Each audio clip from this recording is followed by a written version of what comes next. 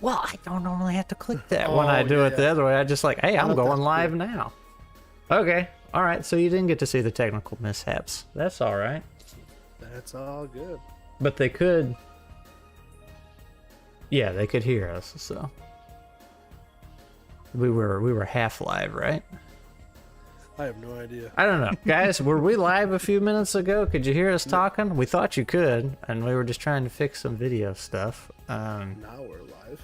This is the first time I've tried using the schedule feature in YouTube. Normally I'm just like, all right, I'm ready to go live. Go.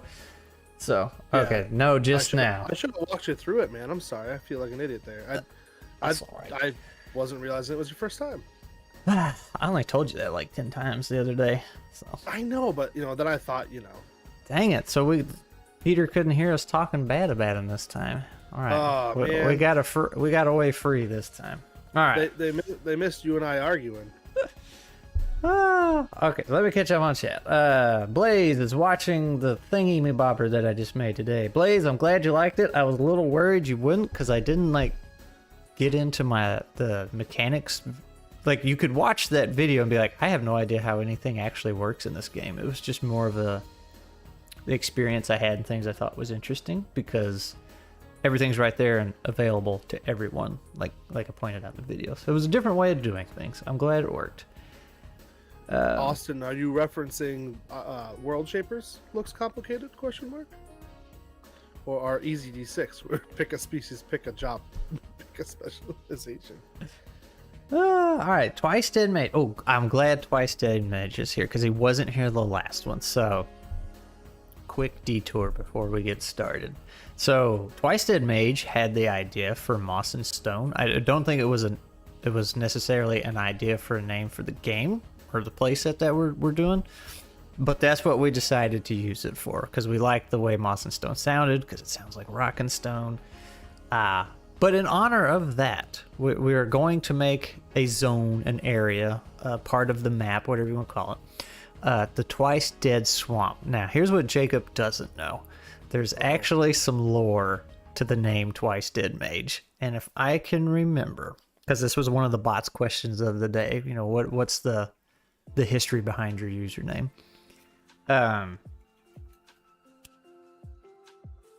I think not Blaze, I'm sorry, I was reading the chat. Twice Dead Mage, I think he almost died twice by drowning, no less. I don't remember if drowning was part of it or not. And then maybe a relative thought he was a witch or something like that, so he's Twice Dead Mage. So, I really like the Twice Dead Swamp idea. So it can drown you twice or something like that. I don't know, but we're gonna do that. So congratulations, Twice Dead Mage. You're going to be immortalized. Immortalized in moss and stone. That's awesome. Blaze, I did truly love it. Thank you for all the work, and I probably have watched it. Well, watch it on different computers and network so I get more views. All right, so wait a minute. What? I'm connecting some dots here. Who's Austin Walker? That is Adventure Manager. He floats around a couple Discords. I don't think you've ever had any interactions with him. You guys share the same last name. We do. No relation. This is in here causing trouble. Just kidding.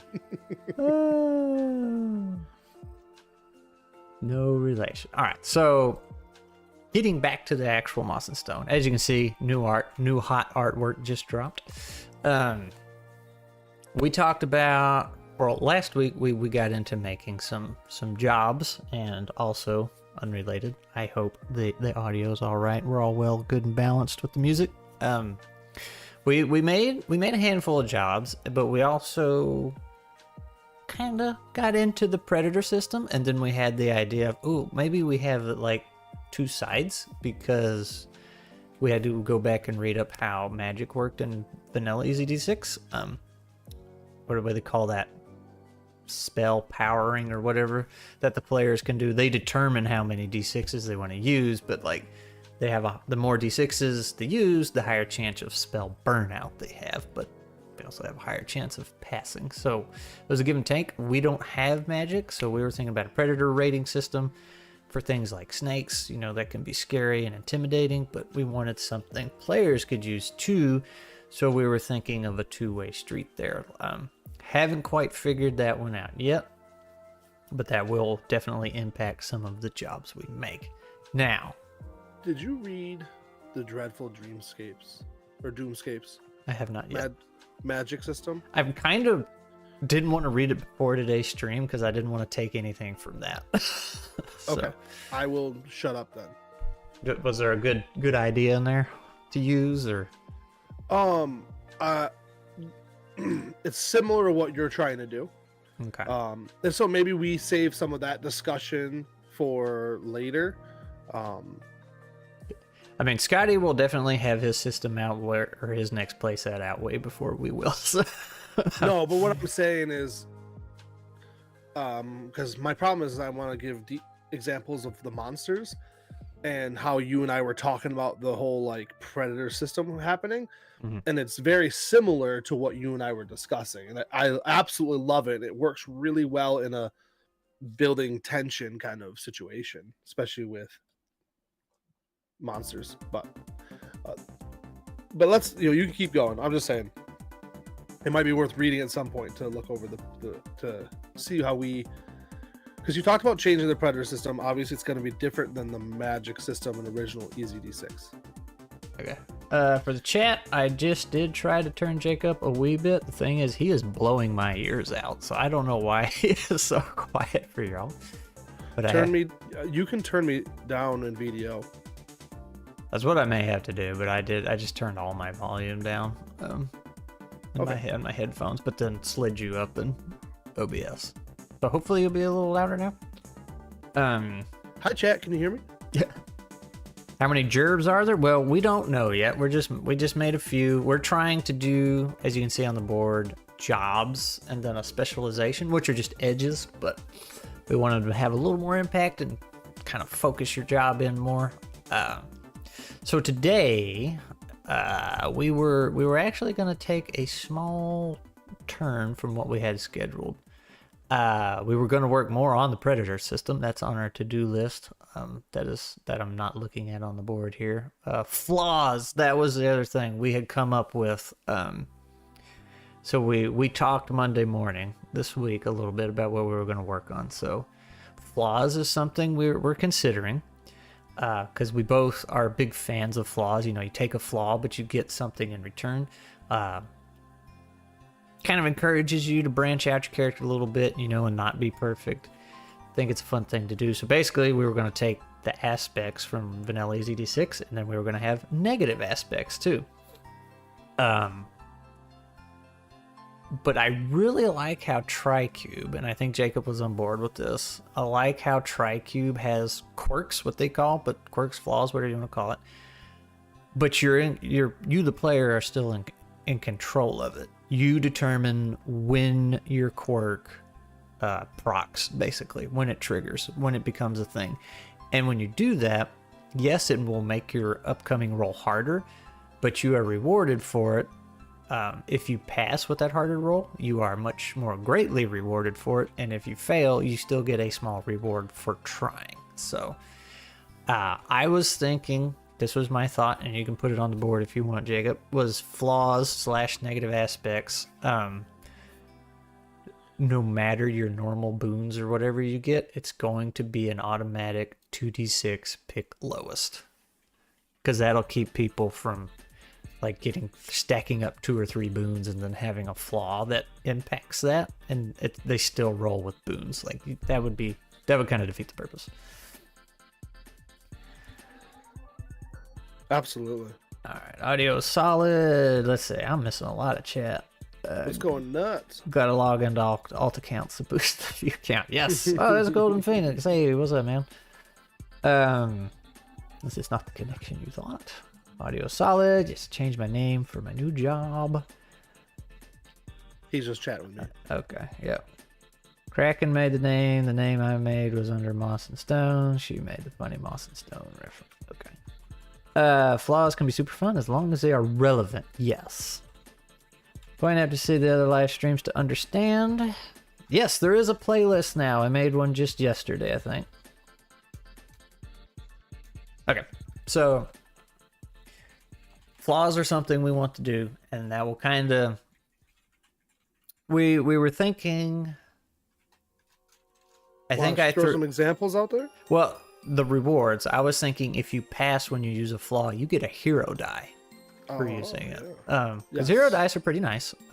Dice are nice, but when you fail in EZD6, you get a karma anyway. So like that could. Do we just want to leave it 1 karma, or maybe 2 karma for trying to use your flaw? Just a little something extra, or would that be too much? Because see, in Tricube, the way it's set up, Tricube also has karma, but it's a little more potent per point that you use. So when you fail with a quirk, you get a karma, which is pretty nice. And then if you pass with a quirk, you can choose whether you get another karma point or heal an HP. So I mean, I think 1 karma is a reward for a fail. It's you want to pass with your flaw roll, so you get a hero die. Like, but either way, it still drives a really fun story aspect. Like, hey, and that's go ahead. Well, I was gonna say hero dice is a pretty nice reward too. Like those. Oh, things, that's a huge. To me, that's a huge reward. Yeah, and that's going to carry on into the next thing I was going to bring up. But you were going to say something, or? No, I was just going to do an example because I like examples. No, but you can keep going. Okay, I was going to say I was working on the lore for this setting, and because we're not doing magic, so I didn't know how much fantasy we want to lean into. But I was kind of just take a quick shortcut here, thinking of moss being a problem. Like, moss is a good thing in the lore, but something happened to it for one reason or another, and now you can run into creatures that are infected with moss, basically. So like, think of a snake covered in moss and it's like growing out of it and everything. That's going to be a super terrifying monster. And Peter, if you're still in the chat, Jacob did point out as I was explaining to it, he's like, oh, that's like the Blood Oilers from Peter's game. It's like, yes, this is a monster that's roaming around you will typically want to avoid at all costs. Reason being, like, it's going to we're considering it will do things like just completely override your karma. Like, you will not, it'll be kind of like magic attacks, you will not be able to use karma against it. So using your flaws can build up your hero dice. So if you do run into one of these nasty guys, the hero dice would probably be your only kind of safety net for dealing with them. So that would encourage the use of flaws. But flavor wise, I don't know how fantastical we want to get. So I don't know if moss infected monsters fit the vibe or not. That's something that can be hammered out later. Peter says I heard my name. Whatever. We're putting blood oilers and moss and stone. That's what. Yeah. I mean, I like the idea. See, to me, that's not necessarily magical. It has a lot of mystery and suspense to it, right? Mm-hmm. And then the idea of, so lore wise, I don't think that's beyond the realm of what I was picturing. You know, I'm just not picturing that everybody's throwing fireballs all over. Right. You know, like miracles, I think could actually become a thing or a book later on if this goes well, you know, or things like that. So it's not out of the realm, like extremely low magic, but that doesn't mean that the bad guys can't have something. Well, I'll say I'm down for the no magic and kind of leaning in. I don't want to use the word realistic, but you know, we're taking a lot of inspiration from real animals and real life things, but having this moss thing going on, like now you're teetering into this fantastical thing, and either way we want to go, I'm fine, but that would make very interesting. You're teetering yes and no. I mean, why can't you have a fungus or moss that takes over in real life that's been all messed up? And... True. Also, to clarify, Peter, not exactly blood oilers. We're thinking about monsters that are infected by the moss. So, but they same concept. Big nasty monster walking around you want to avoid. Yeah, we're not stealing blood oilers, bud. Those are yours. I was honestly, what I was doing was complimenting you and Scrat's video. Also, mostly just Scrat, not you, Peter. But you know. Bulk, animalistic, no magic would go. Yeah, see, that's what I'm thinking. Like they're surviving, and technically it's already fantastical in a sense because it's animals running around with swords and spears and stuff, right? So, I mean, in today's day, well, I won't get into that. oh, okay. I don't know where that was going, but I shut up. So what do we want switch to back to making more jobs? Well, do we want to try and hammer out this predator system? Because that will determine some of the jobs. All right, then I think that's a good idea. Okay. Let's nail something down with that predator system. Predator system. Now, realistically, you've taken the lead on this, which I am fine with. So let's write down let's put your ideas down on paper here. And so what is the base of the predator system? What is it there to, what are you trying to accomplish with it? Well, it started off to use a mechanic that already exists in EZD6. So instead of just pulling something out, it's like, all right, how can we reflavor this into the system that people already know and are used to? Yes. So that's how it started. And the idea was, like, we are, badger aside, typically we're smaller creatures. So I guess we do have a handful of bigger ones, but you have a lot of negative energy towards my badger. Do you want to just remove it? I like the badger. I'm just saying he's kind of an outlier, but we also have the otter, so he's kind of big too. But like for the mice and the smaller ones, if you're going up against a snake, it's like, okay, that's pretty scary. So I thought it'd be neat to have that predator rank or system. It's something that the snakes can use, or the bigger creatures, like we go up against a cat or something, that will do something to the player to make it more difficult. And in vanilla EZD6, when you go up against magic, you can't use karma. So I was like, all right, well, when you're going up against a snake, maybe you're so terrified of this thing or intimidated, you can't use your karma. Like, that is a weakness. It's something, and now that I'm saying that, maybe a predator, well, that's actually what we were going to get to. I was going to say maybe the predator rating is something you overcome, and that's why we're going to try and dig into this. Whoa. Cats. I mean, when you think of a cat, there's many sizes. Austin's off for a walk. See you later, man. Nothing ever good comes after the in today's day and age. He's on to something. Twice has called me out. Yeah. So let me just start writing this. Baddies have predator rating.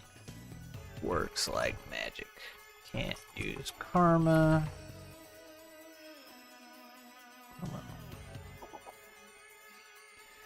Alright. Can players have it? So, players in vanilla EZD6, when they use magic, they roll 1 to 3d6. They determine what they roll. Where if you get any ones, that's a spell burnout. And I think depending on which school or class, which group of conjuring you pick, that determines what happens with your spell burnout. But obviously, the more dice you roll, the higher chance you get of getting better numbers. So you can kind of determine how that works. And there's a fun back and forth because enemies have magic resistance, and that's how many d6s they roll. And if you're trying to cast a spell on multiple creatures, you add 1d6 on top of that normal rating for each creature. So it kind of balances itself out. It's like, oh, I'm trying to do more with this magic, and it's getting harder. So for us, let's say, so what, a snake, say a snake has a 3d6 predator rating. Yep. What does that do to the player? Does that lock I like them the in idea place? Correct. Shock and fear. The problem is so prior to reading the playtest that we're messing with, we were doing the very similar. So without giving away too much, What? you're still doing the same thing, just so you know. Now, I don't think it matters at the end of the day. What if we could change it up a little bit? Say when a fight starts, like the snake would roll his predator rating, his 3d6 or whatever it is, and then you, the player, roll your predator resistance, And that will dictate whether you can use karma or not in that fight. Correct. And that's it. It's like a one-time thing, unless maybe you do it each round.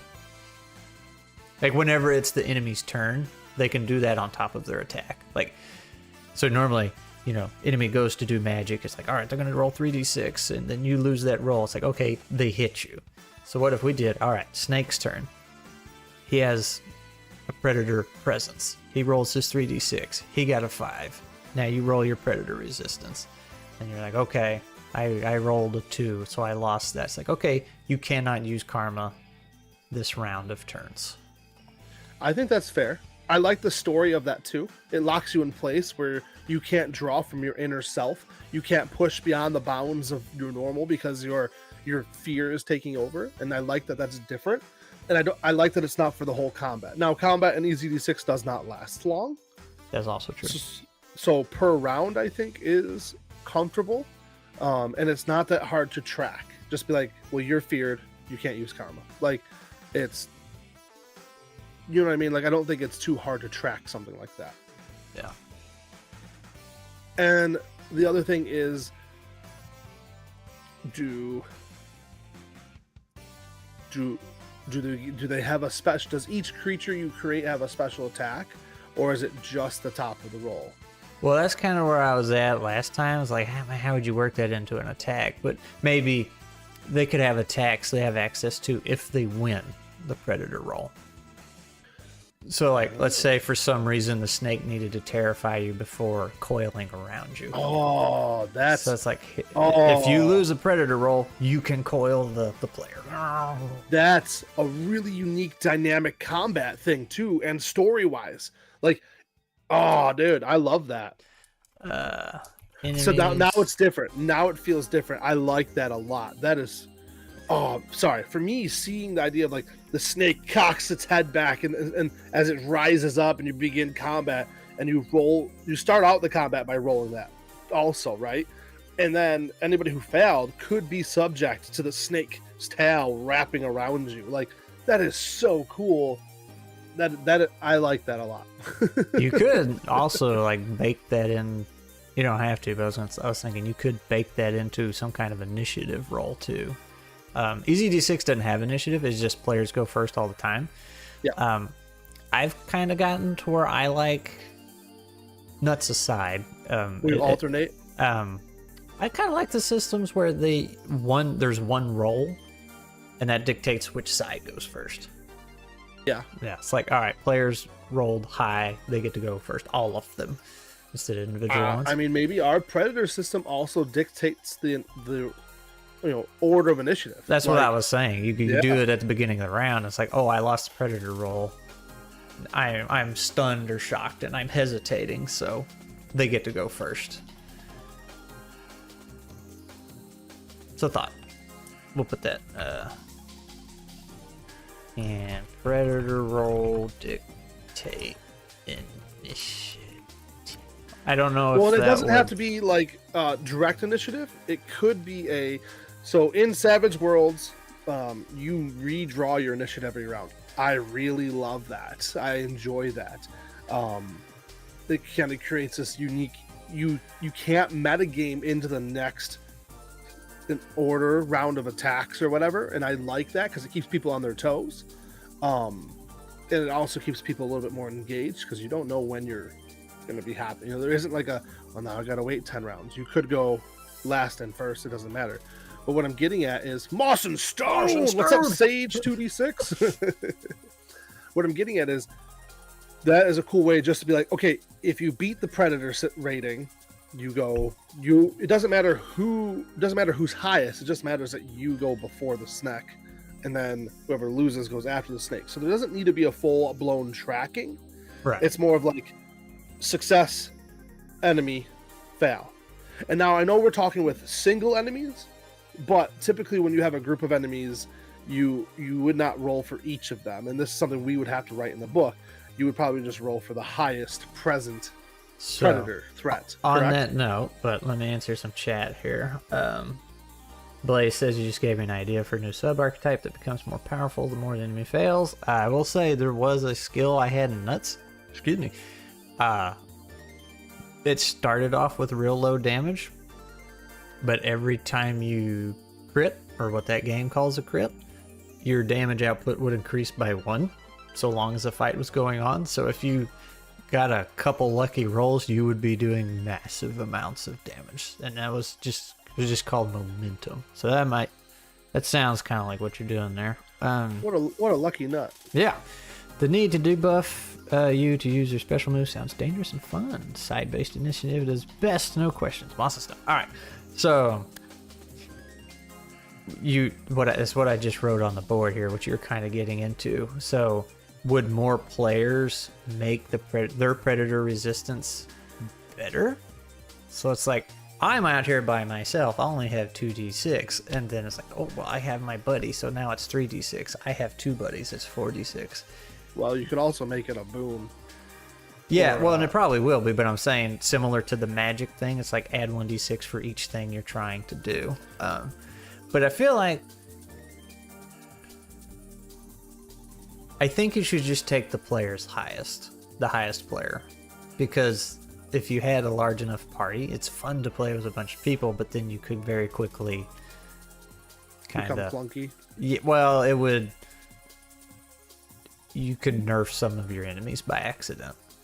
It's like, oh yeah, there's 6 of us, but we're all tiny little mice, but we win the predator roll every time against the snake because there's 6 of us. So yeah. I think picking the highest, and the same way for the enemies, just pick highest. So like if you're fighting a snake and a cat, it's like, all right, which one's highest? Don't know why you'd be fighting those at the same time, but never know. Yeah. So let's do this. For enemies and players both, pick highest predator rating. Oh, okay. So I was picturing that your player characters would roll, and then whoever succeeded would go first and failed would go after the enemy. But you're saying if one player succeeds, they all go first. Well, only one player is rolling. It's whoever has the highest rating. So like if your badger friend, if you got the big scary badger and like 3 mice, the badger rolls. Okay. And he, because he's intimidating the snake now. See, I was picturing that the snake would roll, and then each player would roll against that, and then whoever won would go before the snake, whoever lost would go after the snake. You could do that, but that might be too much for EZD6. Too far from, because right now the game has no initiative. It just players go first. So we're already deviating a bit by saying whoever, which side. Fine. Okay. Yeah. This makes sense. I just want to make sure you and I are on the same page. Yep. That's what I'm thinking. Okay. So now, since we have determined that enemies get special attacks when they win a predator roll, are we going to make some jobs that benefit from that too? Or specializations? It's like if you win the predator roll, you get this ability.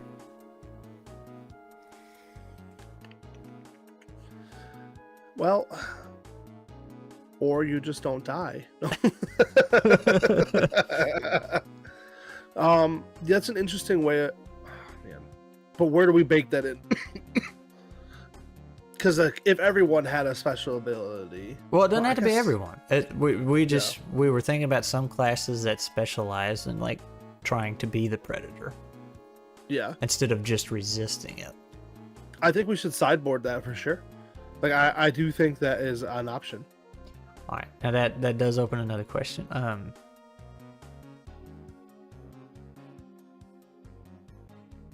Patiently waiting.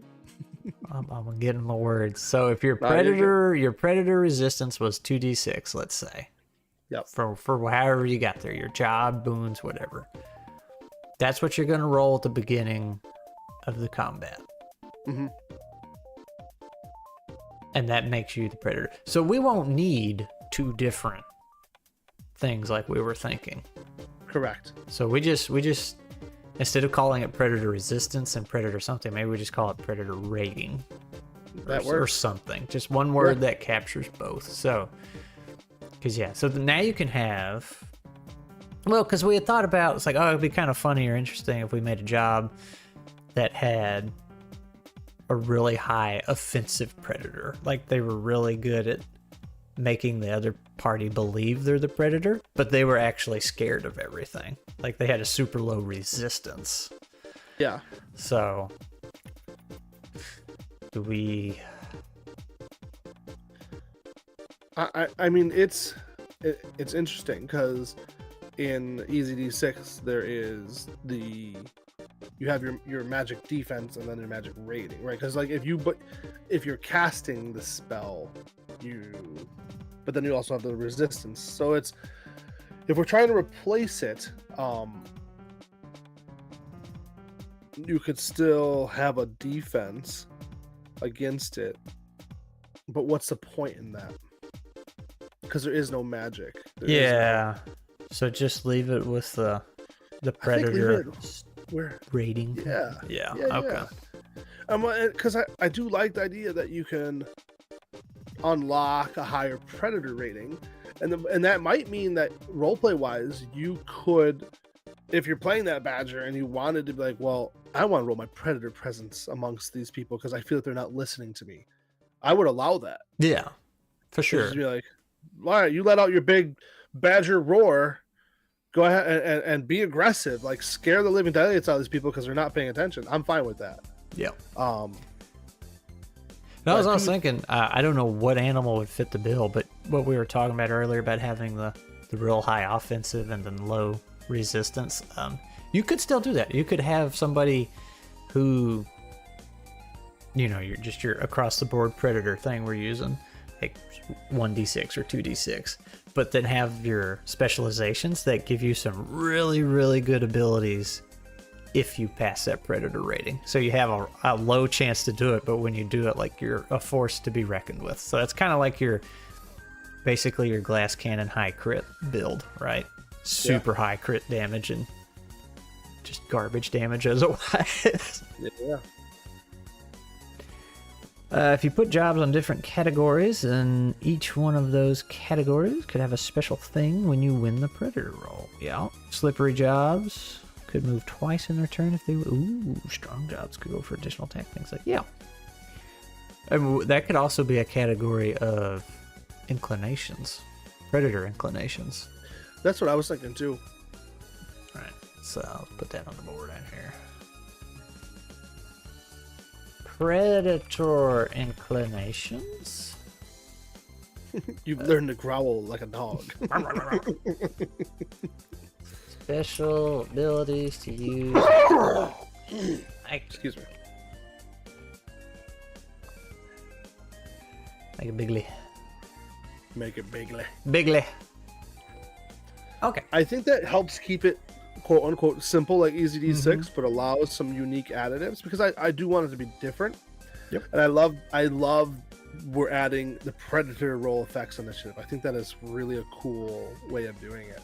And the moss creatures, if we do that, like, you could just have them default, they always win the predator roll. Like, they are that's the predator. terrifying. Yeah, so you're like, oh man, I am, which might suck too much for players who have the predator build. They're like, oh, I'm just locked out of all my abilities. So, like, I don't know. But that would make them scary. So moss monsters always win. Predator rolls? Question mark. See, and I like the idea that moss monsters are not something that you have all the time. Right, they're rare, and the goal, you're mouse ritter mode at that point. You're like, let's avoid the danger. Yeah, well, and I like the idea that it's a fear tactic too. Like, you could use it in your story as a deterrent to go from an area. You can use it as like, there's some there's rumors that there's one over there, and it's like, yeah, everybody stay away from that. That could be your twice dead swamp. It's infected with the moss people, so when you die, you become a moss creature. That's how you die twice. That's twice dead. Oh, dude. All right. But it's not even like quite zombies. They just like, Right. Oh man, Swamp. that's a really cool story element. Like, if one of your player characters dies in this game, and then later on you run into them, moss covered, and you're fighting your friend. Like, that's some cool stuff.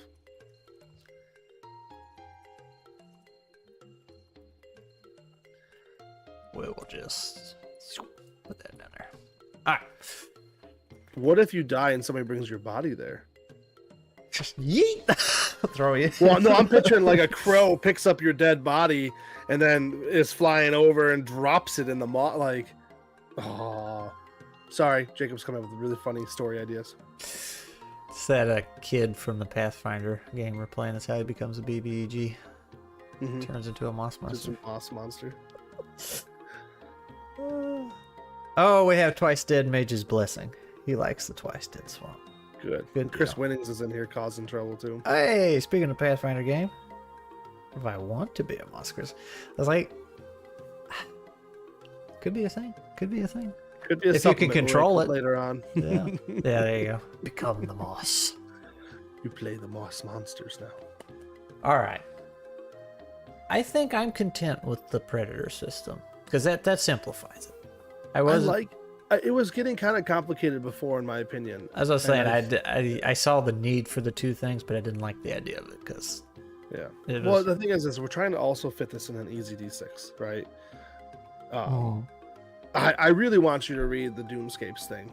I know we're playing this Saturday, so guys, if you're watching this Saturday, 9 p.m. Eastern, we're going live. We're actually play testing a product, and Scotty DM, the writer, is going to be my player, and I'm running it. Very excited to do it. But I think it will be inspirational for you when you read it. So yeah, I'll probably read it after we're done here. I just like some of the changes too, and it makes me excited, and that maybe we could come up with some better ideas too. Yeah. And I just don't. The only reason I'm being vague is I don't want to be giving. I don't know how much we're allowed to share. Yes. Yeah, I have no idea. So let's make it purple.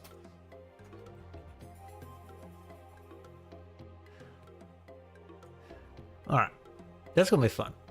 I'm glad I'm not in your shoes. I'd be so nervous. I'm excited. I honestly, I've kind of gotten over that. I've ran with a lot of big names now, and it's just you're just doing your thing, you know. Like my only thing I got nervous about is every time I reread the monster that I'm using, I'm like, I just want to do justification for what he's trying to do. Yeah. Like that's not nervous to play with DM Scotty. It's I just want to make sure I'm showcasing what he wants. Do you know what I mean? Yeah. So, yeah. I'm pumped to have him as a player in his own system. Like it's gonna be fun. Oh, dude, we're gonna have a good time. Twice Dead Mage, you might be infected by the moss. It. No, I didn't. What did I erase? My 9 p.m. EDT. If you can survive it, you can be a mossy critter. So yeah, get some moss abilities. Might. That might be kind of cool later. A little additional play set. Now you got it all messed up. Thanks. There you go. I'll leave it alone. Yes, Dad. He's gonna fire me and hire me in the same day. Yes. In the same stream. All right. So I am grateful we flushed this out. I'm grateful we talked about it again. And I like where we are. Owls and crows sound terrifying. Owl getting there unseen, unheard. Well, I like the idea of a moss owl. Goes around and collects dead bodies. Now you got blood oilers. Yeah, but it just goes around and it's just collecting dead creatures and dropping them in the moss in the swamp, in the Twice Dead Swamp, to create an army, man. You could have a specific owl doing that. Yeah. And he would have to be named something. He's like the something of the Twice Dead Swamp. Yeah. I also love the idea that it's eventually an owl comes to your players and it's like, hey guys, that owl's not normal. Like, should like spread the rumor and actually like generate the fear. Be like, hey, I know I normally eat you people, but we have a problem. It'd be like that meme, the gunner from Team Fortress. He's like, I fear no man, but that thing. Yeah, it scamps me.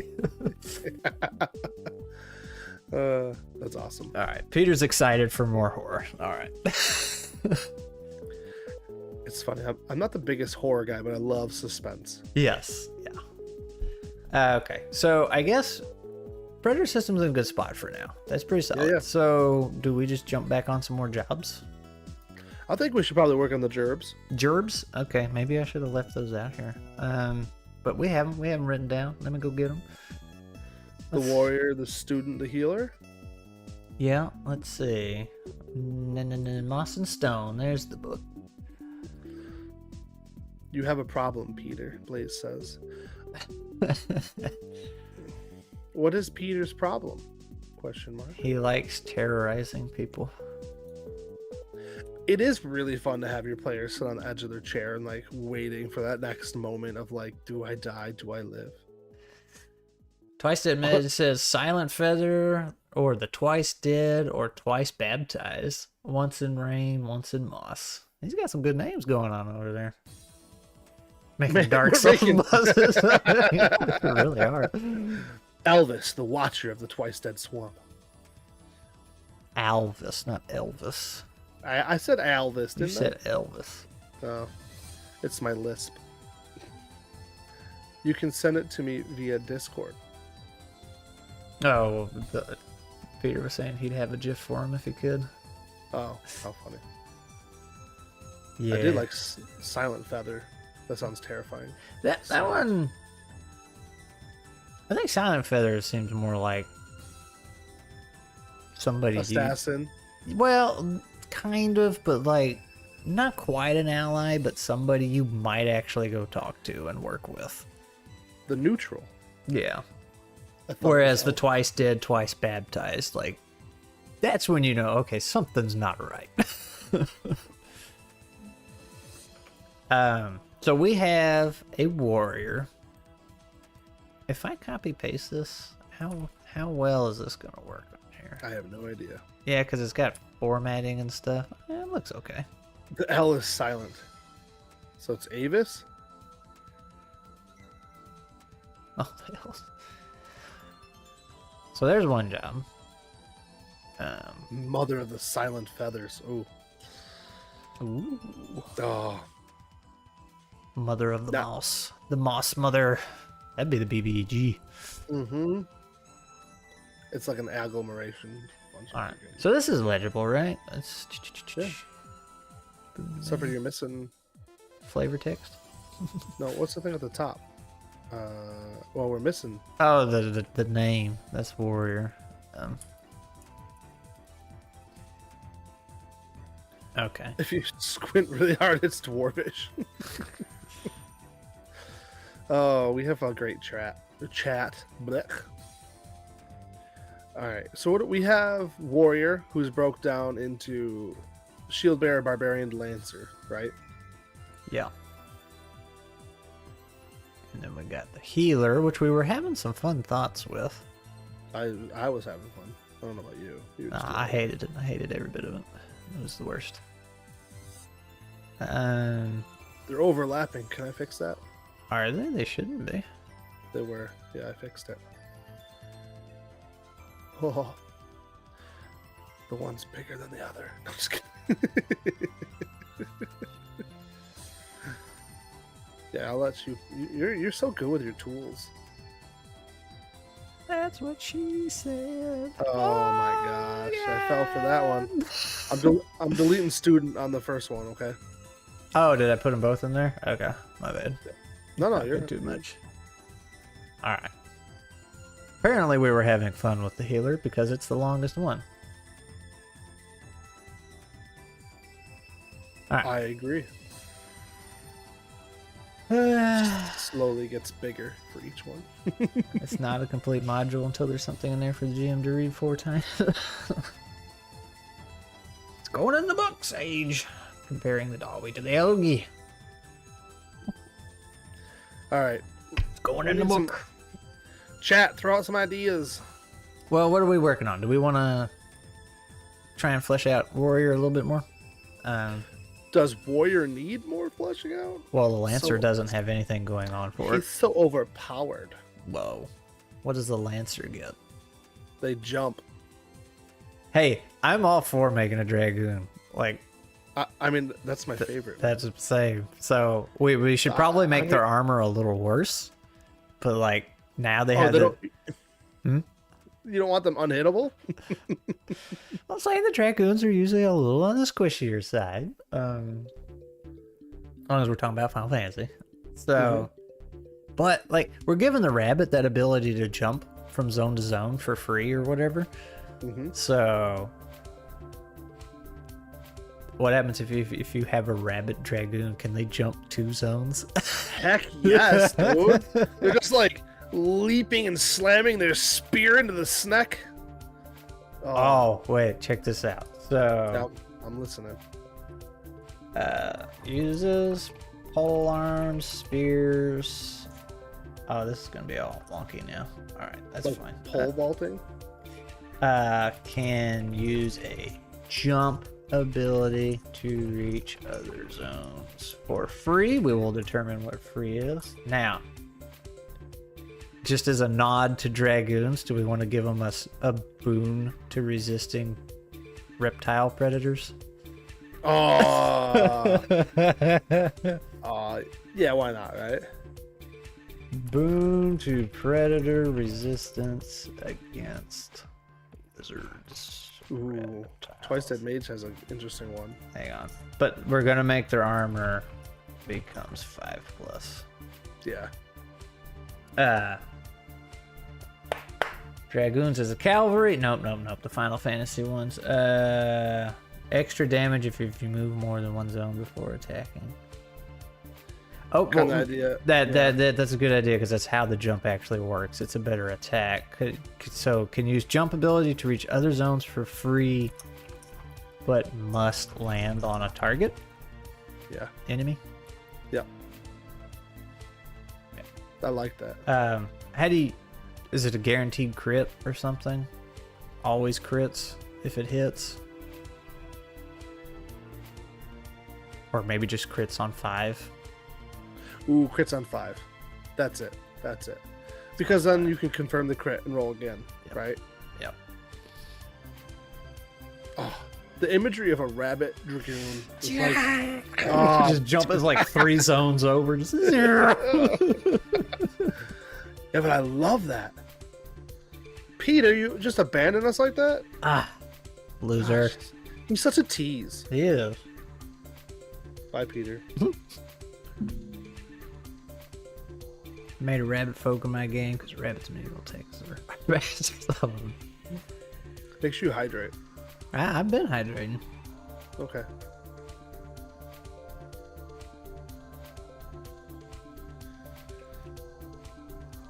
Instead of Lancer, you could call it Prancer.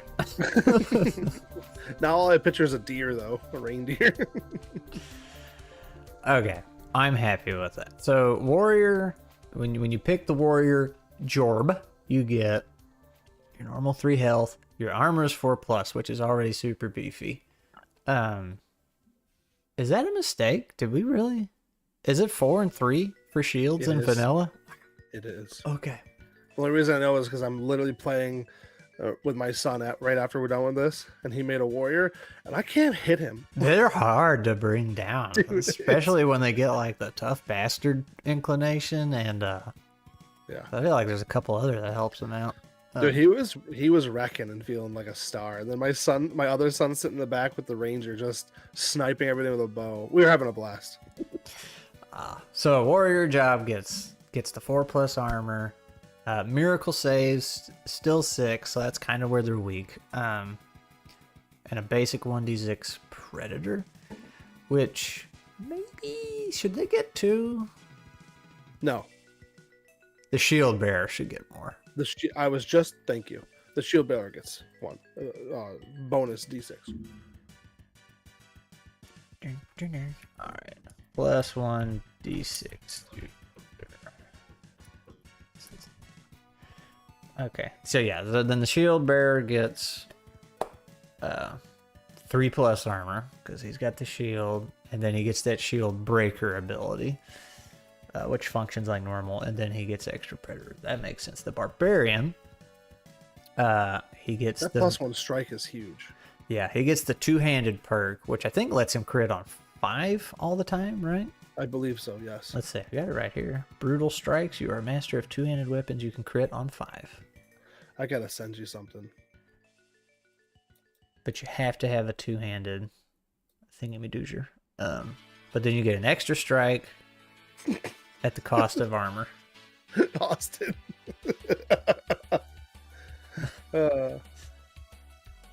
Attackers, defenders, their sports are the only classes.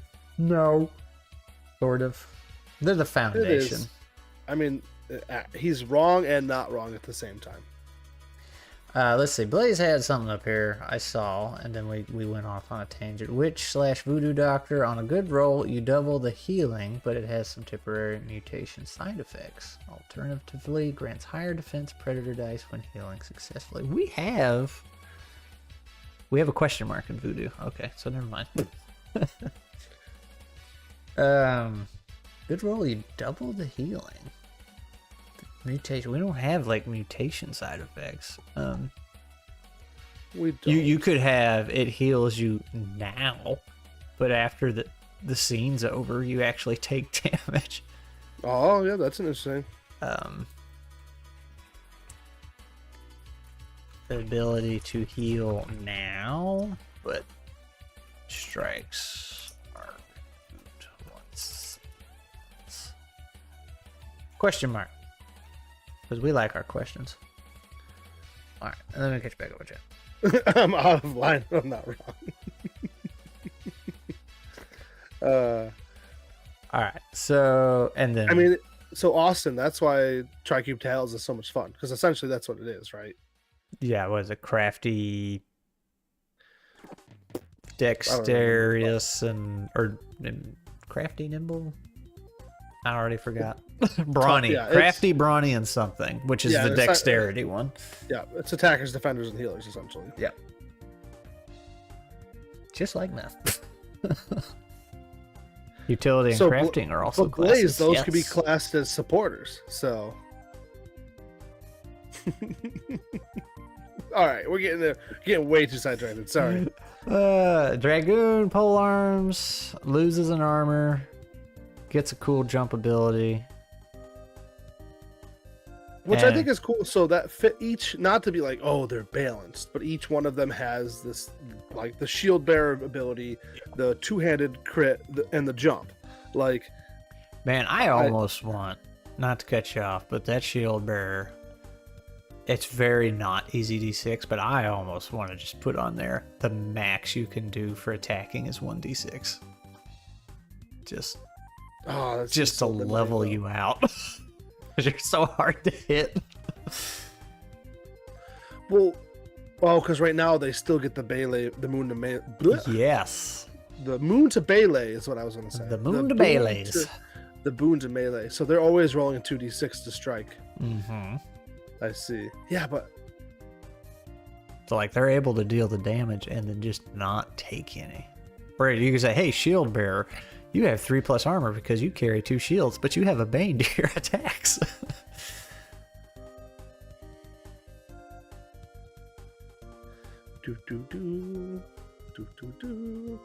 If they had some kind of taunt ability, I would 100% do that. But, like, there's no built-in taunt thing, and I don't think we need to add that. Nah, that's too stressful. Yeah. I usually, when I do taunt, I usually do it more roleplay. Like, yes. All right, well, you want to taunt that monster? Well, that's where I would say roll your predator rating. Ooh, so it's not predator resistance, you'd want to lose the predator rating. What? You'd want to lose the predator rating if you want the thing focusing on you. Otherwise, you'd scare it. Interesting. Yeah. Well, you know what I mean. I'd have them roll. Yeah. You're right.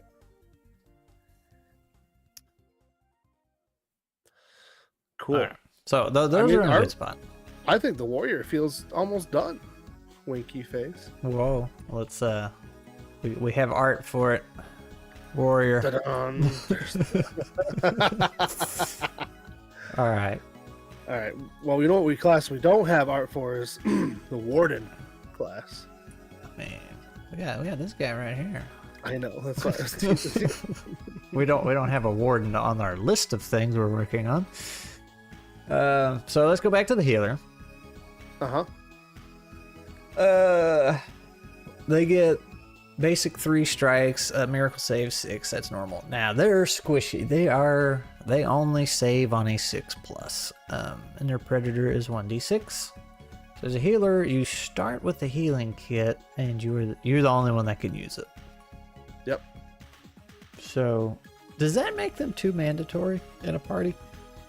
Or are there other ways to heal? So we talked about you could take a boon, like the Shuriken boon, to gain it.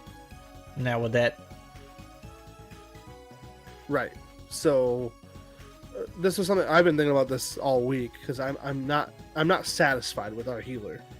so that would just kind of negate the healer if you could just pick an inclination. Correct, and that's why I'm trying to figure out. I feel like this came up last time. It did, and I don't know which way to go with it because as of right now, if you don't have a healer in your party, the only way you're healing is natural. I say that. Is there?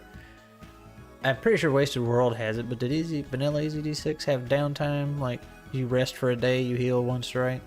Correct. I say it was a day. It wasn't no. Let's take a long rest in the middle of a dungeon. Like, no. You got to go home. Yep.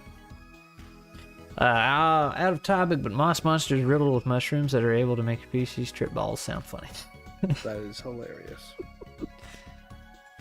Yeah, so I don't know, because as of right now, it's required to have a healer in your party, right? It would significantly help. So trying to find that balance of what is the limitation. You know, my instinct's always like, oh, I don't want to force a class, but at the same time, it's like, why not? Well, then get rid of classes. Yeah, or jobs, whatever we're calling them. You know, the roles. It's like, what's so bad about that? People don't want to be trapped in a line. Yeah, like I get that, but then I remember healer. Go ahead. I was gonna say I remember my Final Fantasy XI days where you absolutely had to have a tank, you absolutely had to have a healer, and you absolutely had to. Most MMORPGs are that way. I would say that's at least Final Fantasy XI. I haven't found an MMO I've liked too much since then, but yeah, good luck. You had a hard role to fill. Like you had a very specific function, and when everybody did their function, it was so much fun. Like it was. That might just be a video game, you know. Yeah. Well, I mean, Pathfinder, it's that way. You need to have one healer.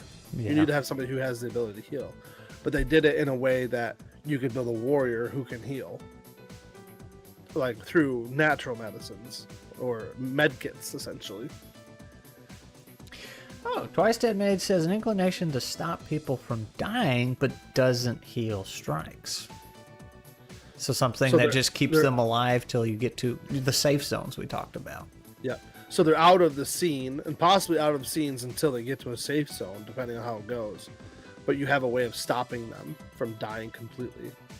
And I guess so. It depends on what kind of story are we trying to tell here. I wasn't trying to make it all horror or suspense. Like it has a little bit of survival, it has a little bit of suspense from the moss creatures, but and I like the idea of adding a little bit of that like settlement growing, assisting feeling.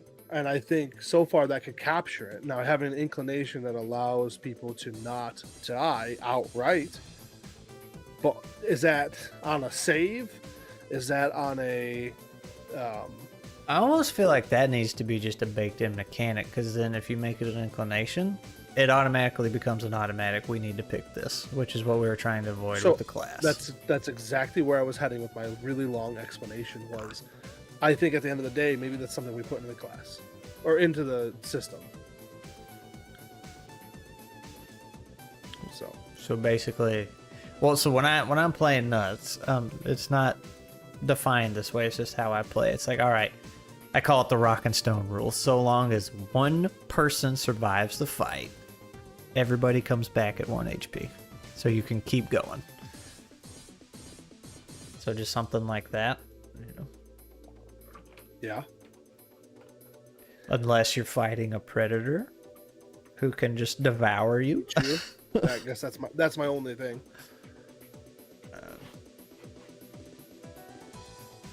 Well, that could be your miracle saves. Whenever you go down, roll a miracle save. I was just about to suggest that. Let's put that into the miracle save. Okay. We got a lot on the board this time. I mean, I feel like we're cranking away some thoughts. I appreciate Miracle it. saves. Use these when you hit 0 HP. If you pass, come back at 1 HP, or you survive. What? What happens when you pass a miracle save? I think you just survive unless you get eaten. All right. So how about this? Use this when you hit 0 HP, or 0 strikes, but yeah. use this. Use these after a fight is over if you're at 0 strikes. If you succeed, you come back at 1 strike. It's like that? Yeah. Okay. And Sage, I think there is absolutely going to be ways to like create meals that are essentially potions. Right? I mean, we've talked about temporary healing. Yeah, where are we at in the chat? People don't want to be. So much chat. I'm not used to being famous. Let's see.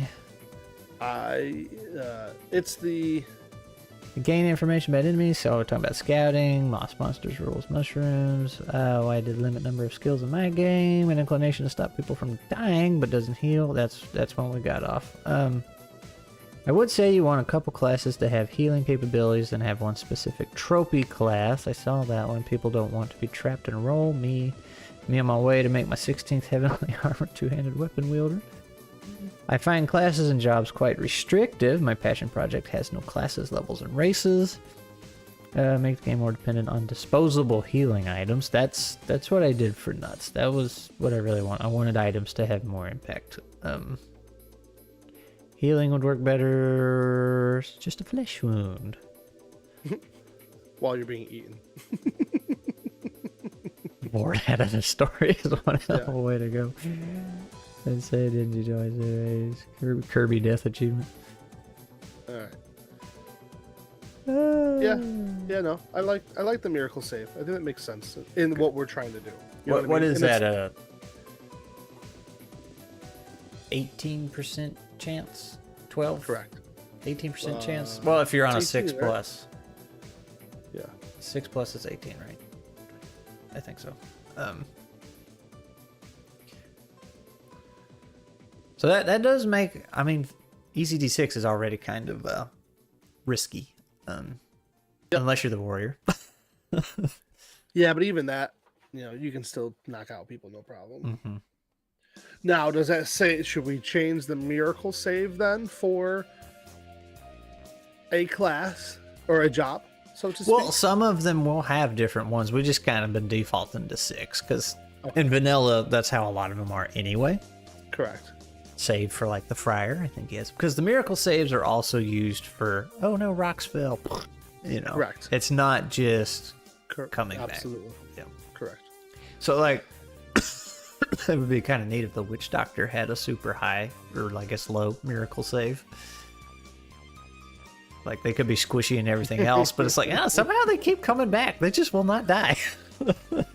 That's actually not a bad idea, and that can be fun roleplay-wise too. Or maybe just a boon to their miracle save, Well, specifically when dying, right? Yeah, that would be interesting. You want to write that down? Witch doctor. Boon to miracle save when dying. So we clearly like combat. You and I definitely like combat to be deadly and fast. That's what I'm seeing here. Well, and that's okay because that feels so. Redwall. So if we're going for the Redwall feel, there isn't a ton of combat, right? There's combat moments, but there's also all of the like setting up, gathering allies, making sure that you're prepared, the finding of objects, the discovery of the land around it, right? And I think that what you're doing is you're opening up those options through the zone systems, traveling from one to another. They're dangerous. There's always the fear of the moss monsters around, And then we're also now worried a little bit about supplies and health and getting to that zone. But then when you're in that zone, it makes for really good RP and your character can relax. And so it's not you're under constant zombie watch, right? Mm-hmm. And if the players want to have more combat, they can. So right, they can just start give them more townsfolk. potions or something. Oh. They attack townsfolk. Well, they could. Do a little quick save before they go on a rampage. Mouse Guard got lots. Oh, I want to play Mouse Guard. We got to do that one. And Mouse Rider. Yeah, I've been meaning to poke you about that. I meant to bring it up Monday about if we want to start booking some Saturday games or something. Well, we talked about July stuff with Peter, right? So we have game. The healing healer, the defense healer, and the attack healer. Austin, keeping it alive. All right, so no chirurgeon or whatever inclination. We'll eliminate that one. Yeah, but the healer gets the kit, so. Yeah, but I like that. That's kind of cool, right? Yeah. Because last time we talked about the kit, I don't remember. We had like a whole thing we were going to edit around, but. Well, we got the kit. You get that for the base thing, and then the specialization. If you're the herbalist, you have a chance to refill that kit for free. Yes. The doctor, you can heal more often, faster. Like you can do more per scene. Alternatively, rolling it and you do not, or yeah, they could either heal more or they just do not consume a use. Voodoo Doctor's really not doing anything. I'm laughing at Headless moss monsters. The Harvester can pull parts off and make brews. Yeah, that's a pretty good one. So yeah, the Witch Doctor definitely feels. Oh, but the ability to heal now keeps people in the battle. But then creates a well, they just went unconscious, and now we have to drag them.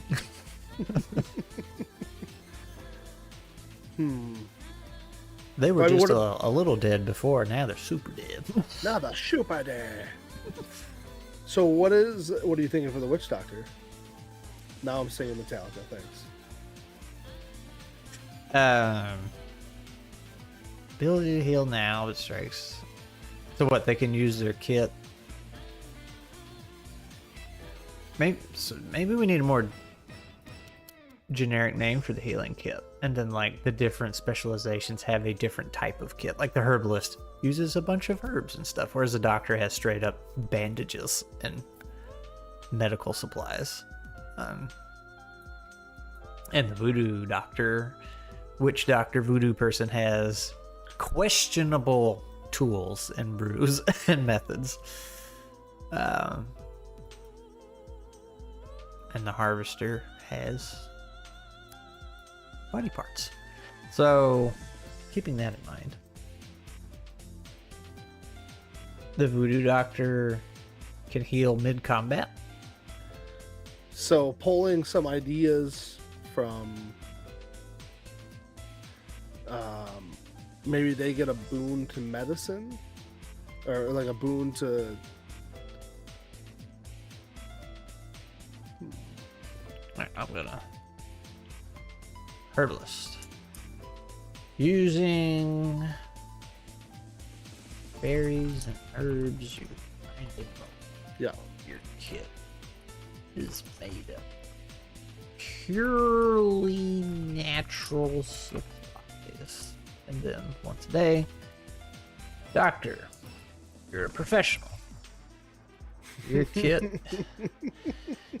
kit contains only the finest tools and medical supplies. The Witch Doctor could be the one that gets a bonus to the Predator save. Being they dabble in dark things. Sorry. I know you're typing. So you're a professional, your kit contains only the finest tools and medical supplies. while they are more effective, they are much harder to acquire. So there's your up and down there. Yep. When using a healing kit, and we'll figure that out later. Voodoo. Because we talked about class, so none of these classes have a bonus to their predator save yet. Yeah, nothing. Their specializations. So I was thinking that the Voodoo Witch Doctor, they dabble in the unknown. They have the curiosity of like, what could they do with that skunk's butt?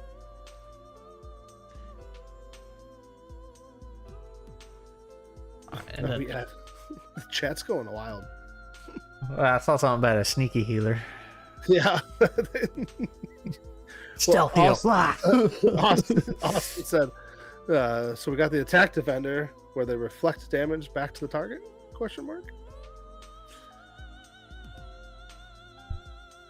And then attack attacker where they do more damage with more damage they take, the barbarian. We kind of have that though. And Harvester may not need to be under healer. Well, Harvester, depending on what it does. depending on how we want to, because I don't see a good way of having, like, what does the Harvester do for healing wise? I'd say that I feel like the Witch Doctor could be part of the Harvester, some of that flavor, and then Harvester can go under like Warden and Ranger and stuff if we want something like that. Or we could create an inclination that's Harvester. Well, I'm thinking like a class that focuses on salvaging Yeah. parts to use, kind of leaning into the mouse root a little bit. It's like, oh, you know, I have this bug shield now, or I got the fangs from this whatever. Yeah. And you could, like, if you wanted a super basic easy rule, it's like, okay, you know, you're the harvester, that's your specialization. You can harvest parts from larger enemies, and it's like, if you have a shield, you now have a boon to defense, but on a 1 this item breaks. You got a snake fang, you now have a boon, an additional boon to your melee attacks, but on a 1 it breaks. If you roll 1, it breaks. Yeah. That whole, like, oh, that's a cool class. Now, can they hand those weapons to others? And that weapon is shoddy. Let's just say, let's put a word on it. These are shoddy. It can create shoddy equipment. So if you rolled a 1, and that's a 1 period. So if I end up rolling 3d6 for whatever reason, You have if a higher there's a chance. 1 amongst those, it will break. Yeah, but you still do the damage. Like, you'll do the attack, you'll land the hit, and it breaks. So Absolutely. it's a temporary. Can we and write you- that down? Do we want it to be? Do we want to start a warden one? Yeah, we Yeah. probably should start a ranger or warden or whatever you want to call it. Outdoorsman. Ooh, wanderer. Not all. The Ooh, harvester. The harvester. You can harvest useful parts from larger enemies, preferably after they're dead. The marksman. Yeah, what do we say? When gain a boon to defense or melee on the harvest item. Yeah, Will- yeah, we'll have to. Item will What the- break on a 1. Well, will break if any die rolls a 1, but will still perform the action if your other die passed. Does that make sense? Yep. Okay. So, like, even if you're trying to defend, it's like, I have this bug shield, and then you have a 1, but you also pass. It shatters when it gets hit, but it blocked the blow. Yeah, I mean, you could even say they craft an item with shoddy. Interesting. My Now, original can- harvester thing was like brewing potions. I was thinking about like mixing Well, up different you could poisons, but still have that. So it doesn't have to be to defense or melee. It could be defense. Like, I don't know how to word it right now, but we have the idea there for right now until we play around with it more. But why couldn't they harvest a tool like a crowbar off of the bones of the cat or something like that, right? So they get a boon to using that item. So they could still make the potion or the poison. I don't know. Maybe we have to flesh that one out more. Well, I'm thinking it might be too much for one to get access to. It's like that's because this is already pretty strong. Just getting a free boon to whatever, so long as you harvest something. It does require you to harvest something. It does. So if you haven't harvested anything, that means you have nothing. And the harvester has nothing. And it does break on the one, so maybe the harvester just be really involved. Can harvest fluids. Hello. Ewy. For potions, and then roll on a table for potions. Yeah, I'd roll on a table for sure. Tables are fun. Now, if we don't like that, so none of this is set in stone. I just want to be clear to chat. Like, as Scrat and I are developing these things and we're going forth, and eventually we're going to get to a play testing, and then we're going to go back and probably edit a bunch of stuff. You know what I mean? Like, if this seems too clunky, but the predator save should probably be changed to a 1d6, right? Oh yeah, I just copy pasted. Yep. Armor's 5. For the job or job? 5, really? Okay. What were you thinking? Well, if we're Warden Ranger Wanderer, yeah, checks out. What? Well, I mean, if you have a disagreement, I'm fine. No. I was just thinking. As soon as it drops from 6, I'm like, we're getting too strong. But remember, EZD6, you only get 1 die when you armor save, right? Correct. Okay. And you don't get boons for that. And it's a save against each strike. That's true. So if something like if the cat's beating the snot out of you, each strike you save against. So even if they crit. Yeah, the exploding crits, you have to block each one. Yeah, which is cool. Let's see. I like that. Want to do the marksman? Yeah. Or marksman, we didn't add a boon. So, okay, sorry. We got to go back a little bit. What is the boon that the job itself gets? Oh, yeah. Ranged. I was thinking ranged weapons. Do we do... They also get a boon to... Wow, that's... The original Warden's like boon to wilderness stuff, right? I was going to say, we could have like a tracker or survivor wilderness class or specialization. Yeah, I like the idea of like the job is just the boon to ranged attacks, and then you'll have... Oh, you're making the Beastmaster a separate job, right? Yes, because I want like an animal rider and an animal tamer. Yep. Okay. Maybe. So I mean, that's the initial idea. They might go under the same one. Because remember, we decided we would rather have fewer jobs with more specializations each than kind of copy pasting. Well, arguably, you could put the Beastmaster stuff underneath Warden Ranger 1. I was about saying we might end up doing that, but I did like what you had going mentally with the Beastmaster going to other stuff. So, and I think we were also kind of wanting to make the job perks kind of shallow or small, since we were going to do the, hey, if that's all you pick, you get extra inclinations to kind of customize what you want. So the job's just kind of your base. Like, here's my base stats and like one little perk or something I get. Right? Mm-hmm.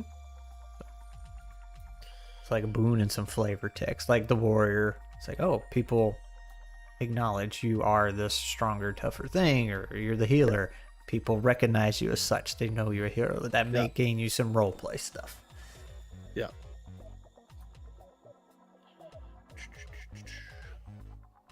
So with the so then with the warden, ranger, wanderer, is boon to range attacks not good?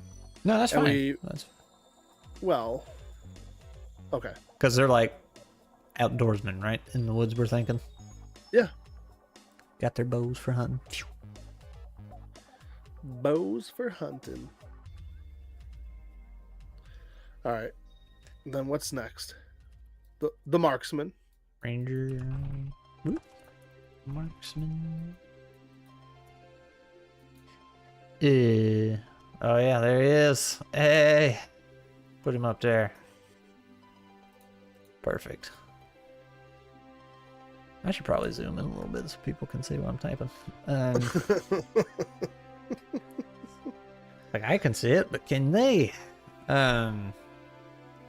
Ranger, well, you already got a boon. Do you want an additional boon? Maybe that would make them one heck of a sniper, right? Yeah. This is the class if you want to go with the ranger side. So top name, we're gonna stick with what? Warden? Warden, Wanderer, Wilderness Man. Wilderness Man. What do you think? I mean, Woodsman? Woodsman? Student. I mean, Woodsman is not a bad idea.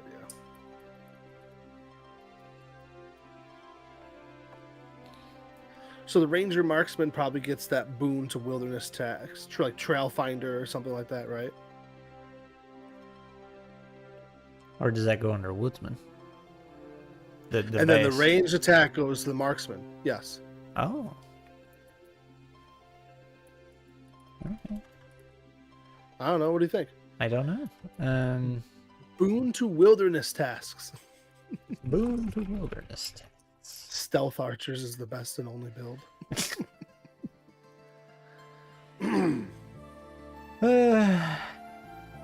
What are you sighing about? Stealth archers in Skyrim. Just. Yeah, I've been playing the Oblivion remaster, and it just. I know they changed some stuff in it to kind of smooth it over, but like. Oblivion was just so much better than Skyrim. Mechanically. It's just, I do not understand the decisions they made in Skyrim.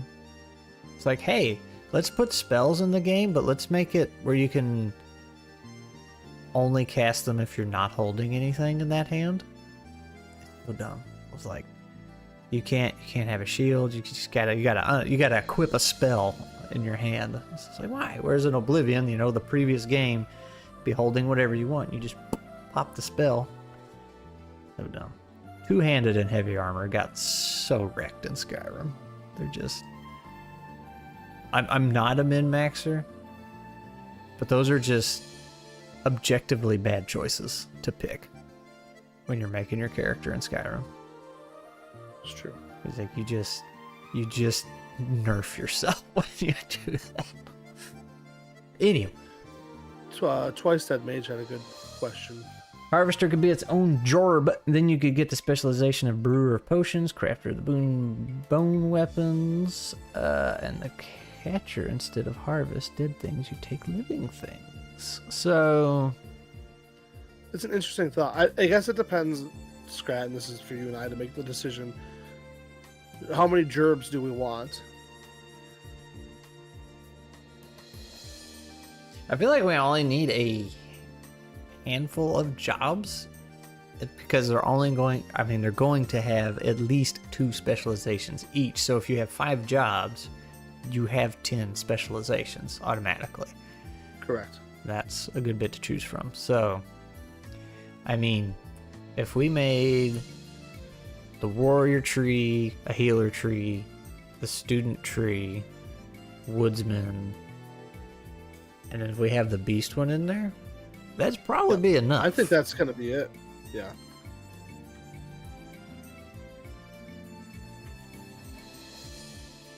Unless there's like another one we could slip in. That's the average Joe. The average Joe. They have nothing, but they get to choose like 40 inclinations. I'm just kidding. Scrat, why are you asking why Bethesda makes bad decisions? It's in their nature. That's true. It's true. That's how they do. But still make super fun games. It's sometimes the bugs make it the entertaining part, right? I hear that a lot, but I've never felt that way. I've never felt that way either.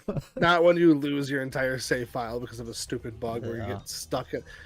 I learned very quickly with those games, Fallout especially taught me to have multiple different saves.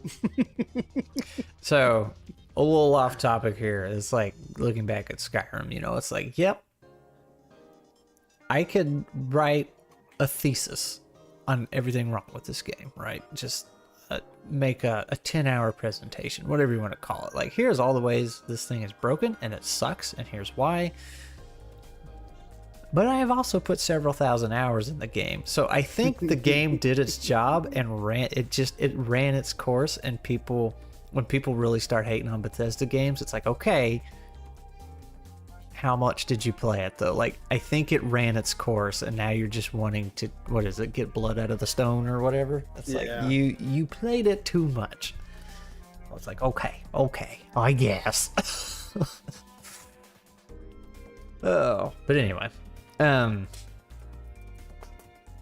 When they ain't happening to you, it's funny. That's right. As far as bugs go.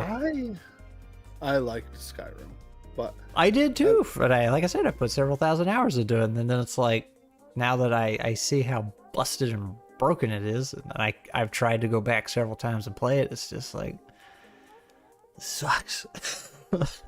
I actually felt like it was too easy. Well, Bethesda's really bad at difficulty. They love damage sponges. Like, their normal difficulty rating is 1 time damage out, 1 times damage in, and as you scale up difficulties, like you half your damage out and double your damage in. It's like, that's not fun. That's just stupid. So, all right, we have when you know how to use all the bugs to your advantage is when you put in 20 hours. Skyrim is a game image at this point. 50 hours of Skyrim and 1,500 hours of replicating a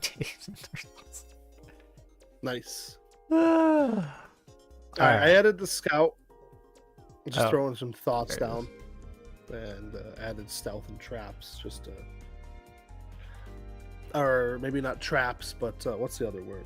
Well, do we want to go with the idea of the harvester being its own tree, its own? I can see it, right, being a thing for sure, and having it broke down in that manner. So, absolutely, because you could have the harvester, and then you have the mobile armory or something's what you call it, and that's the one that can take parts and use them for weapons or defense. But that's all I can do. And then you can have, and maybe the witch doctor fits over here, but that's the one that brews up. You can either roll up a beneficial potion or a poison or something like that. Yeah. And then, so let me. I'm not against it. That's for sure. Like, it's really cool. It is. We might grow it out and then realize that, and Ranger can just end up back where we started. So harvester, initial booms. What did they get? Well, I mean, yeah. And then this is, and that just goes over here, and then the alchemist, potion brewer. Yeah. Potion brewer. Determine whether you want a poison or a potion. Roll from a table after killing a large creature. Or does it have to be a certain? Anything. I mean, you can make stuff out of bugs. After killing a predator. What about if they want to kill another human or a mouse? I'll say you can't. Then you're a cannibal. Cannibal! I don't know. Well, we'll just say enemy. Mm-hmm. Just harvest your teammate. It's like, hey, I know you're dead, but can't take your blood. Thanks, Austin. Send that over. half-baked potions. But what is the initial boon from the harvester? That's the thing. But this could be the forager, boon to foraging. Or boon to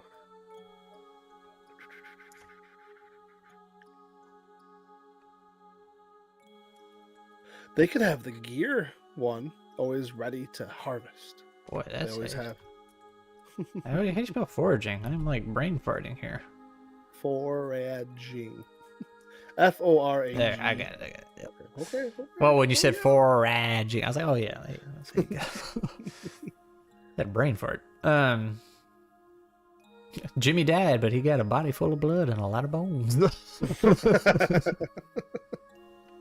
We're gonna take care of you, buddy. Don't you worry. We don't waste nothing. We'll utilize all of you. Oh, all right. So, yeah, if you're a little mouse and the big badger died, you can use his whiskers as bowstring. That's right. Wing. That's called just being prepared, my friends. Do we have money in this game? We have money in this game. Yeah. What do you mean? Like, is that going to be a thing? No, we talked about... I don't even think we have the notes anymore. We kind of mentioned last time doing like a trade system. That's right. So could we... Supplies. Could one of the harvesters things be you get the valuables out of something and you get a extra when trading? Ooh. You know what? I like that. This is the rich class. Yeah. Collector. You harvest the good stuff. Did you want that to be the boon from harvester? Or do you want it to be a separate? That might make more sense. I'm gonna write it here anyway. Yeah, I'm just throwing thoughts. This is a rich boys. You get benefits of some kind. Trading with the town. All right. Rations. 5 apples for that plate. Rations is crazy. Well, rations are going to be important. Well, that's part of your supplies, right? Yeah. Strands of Fate. So there's under Scald, there's Traveler. On your travels, you have had ample opportunity to hone a skill. Pick a skill. Examples are melee, acrobatics, street smarts, observation, and you gain a boon in that ability. What are you reading? That's under the Scald in the original EZD6. So I was just trying to figure out, is there a way to, as part of, like, maybe it's the Witch Doctor, and we move it over to the Harvester, and they're able to harvest parts from a creature to enhance a skill until they do it again, right? So, this is a long shot, and I'm just trying to think, or maybe that's part of the potions, right? But the idea is taking the inclination or the bonus you get from being a scald on page 28 of the original EZD6 and turning it into something that makes sense for this enhancing class, right? Are you following or no? Yeah. I found what you're looking at, and that's actually what Glee is going to be in our campaign coming up, and we were trying to figure out exactly what that meant. So yeah, it's... Well, for me, I don't think it's a constant thing. I think it's kind of like the Thaumaturge in Pathfinder 2nd Edition, where every day you can read books to understand a skill enough to go up in that proficiency for one day. So essentially with the Traveler, I think it's like every time you travel, you can change what skill you've recently studied. That's kind of how I look at that. Well, this one's permanent, though. It's... You the pick Traveler? Yeah. So how does that work? Oh, you just gain a boon permanently. Wow. So I was reading that every time you travel. No, it's a permanent thing. But it's also... It's similar to an inclination, but you also got a little more wiggle room, so it's like it says street smarts. It's like, okay, that's something I want to be familiar with. So I totally misread that. Interesting. Okay, never mind. I'll shut up and we can move on to the next thing. Yeah. How dare you? I'm so sorry. Please forgive me. I need if I knew how to do it, I had to set up OBS where I can play a clip of a video and then have a dude from Spider-Man. It's like, you're fired, get out of here. Hey, you're hired, get back in here. Well, I'm just trying to come up with unique ideas that. So I'm just kind of scanning and sharing and throwing thoughts out there. Let's see. Which doctor sounds better and better? If you harvest a huge predator, you get mad strength once. I ate the owl's eyes. I got mad vision for a few turns. I mean, it's not a bad idea.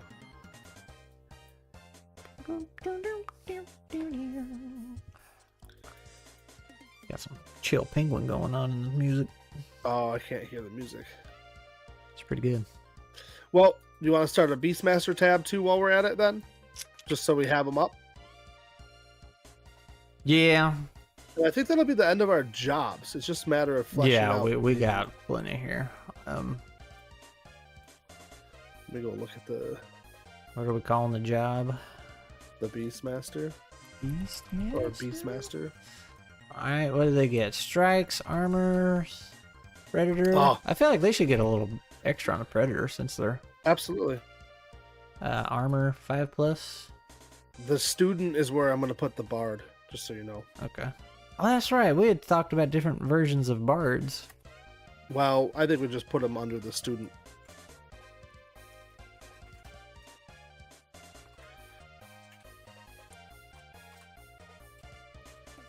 Alright, I'm putting down the bard or minstrel / poet.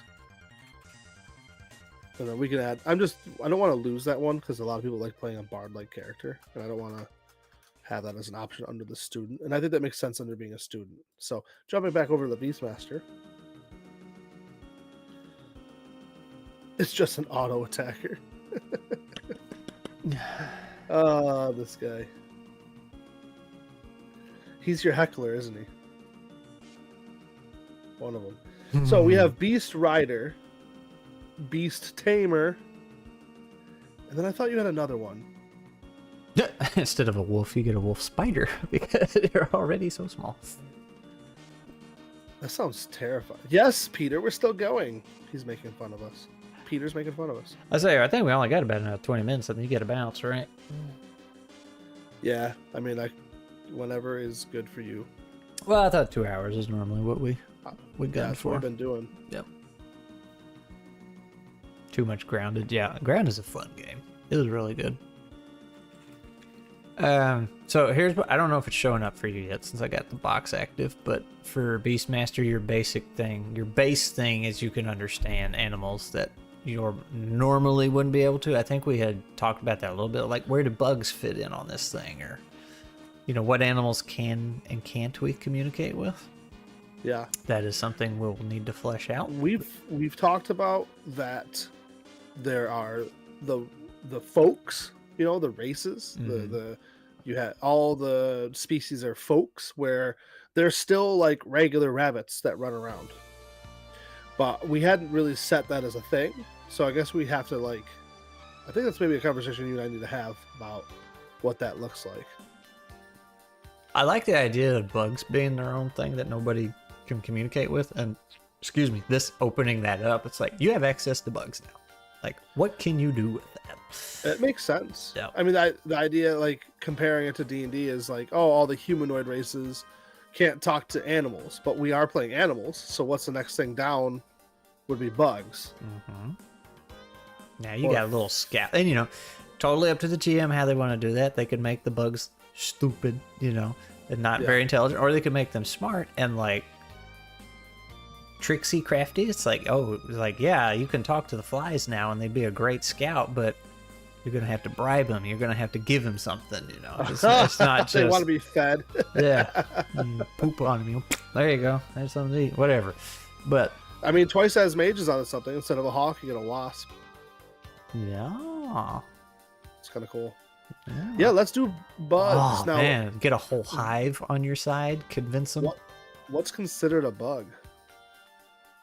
Like, spiders are not insects. I like spiders being the bad guy.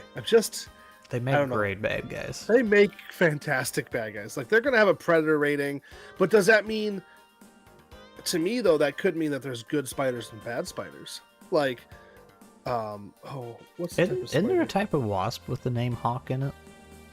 There probably is. Lamprey folk. It's Watcher DM. I know that guy. When did he sneak in here? When he said bugs are 500% aliens. Okay. That sounds like something he'd say. We just played a game a few days ago. Tales of Did you? Argosa. Yeah. Oh yeah. That was I on forgot. Dave's Yeah. channel. Yeah. Yes.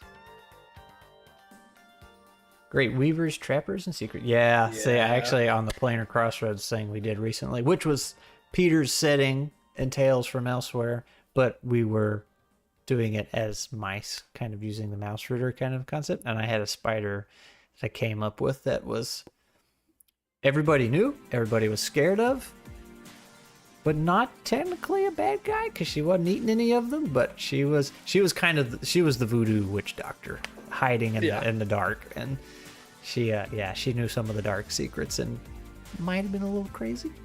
Don't know. She was fun. And we found a spider that was called the White Lady. Like, that is the name of the spider, and it's a deserty one. So, I think anyway. So it worked out. It worked out. But anyway, that's a whole other thing. Beastmaster. Rider and Tamer. I mean, how much more do we need than that? Sacrificer.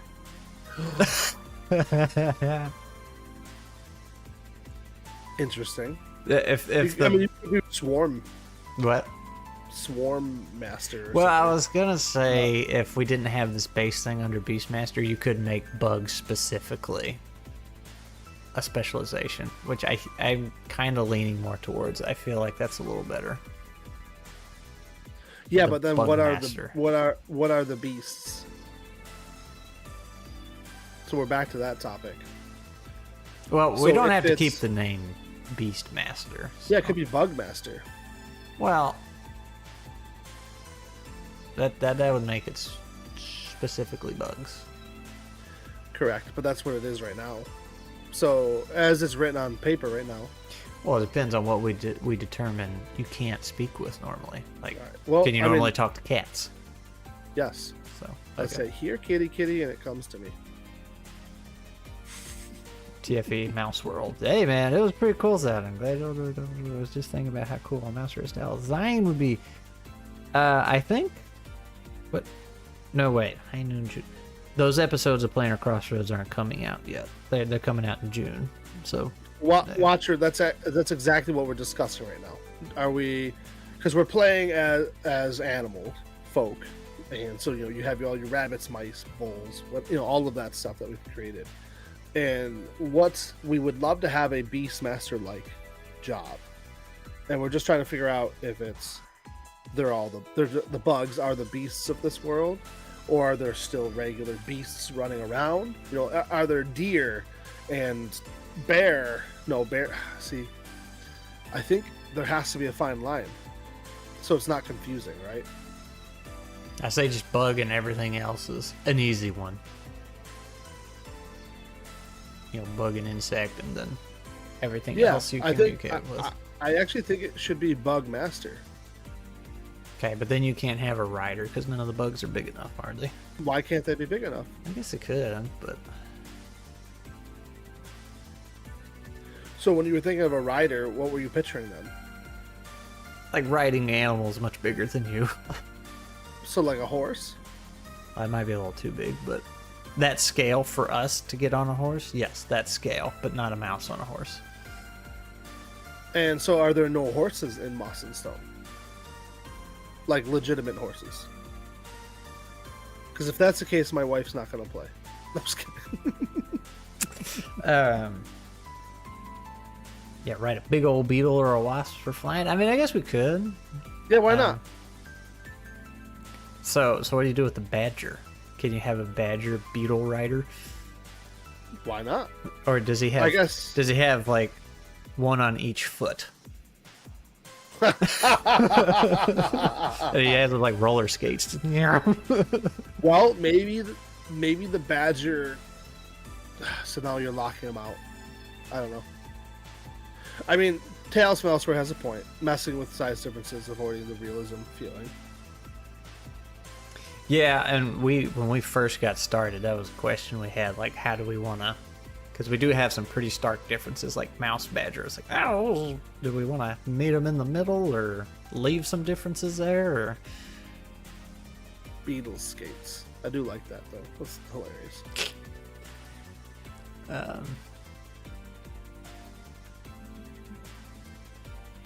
Yeah. Primordial bugs were enormous. Like the size of dogs. do we have wild animals in here? Well, that's the question. That's we've been going back and forth with. Like, at first I was like, yes. And then I was like, no. So I actually don't know. And Watcher DM has a good question. Are there no in humans? the one I'm running with you, Glee, and Michelle, there are no humans. But in the lore of this world, are there going to be humans? I almost feel like that could be up for the GM to determine. Like, do they want to make it a post-apocalyptic thing? Like, all the humans are gone and there's remnants of them. Or do they want to make it a world where there's nothing but this animal stuff going on? Or do we want to, like, say, this is happening? Because right now, where the lore is looking, and obviously this can totally change, it's just where I started. The lore is looking like, to justify the name Moss and Stone, there was a sanctuary, and moss was very, very important, and stone shelters and everything. But it had nothing to do with humans. They were not a part of it. So now, I personally was building a zero human. That's where I start out mentally. Like since the moss was something happened to the moss, it could have been human caused. And like that sanctuary, Moss and Stone, could have been a man-made sanctuary, right? That was taking care of all these critters in the end times, So the gods are in the sky are actually humans, and we're in a giant flippin' laboratory. Is that what you're going off of? No. It could have been like the.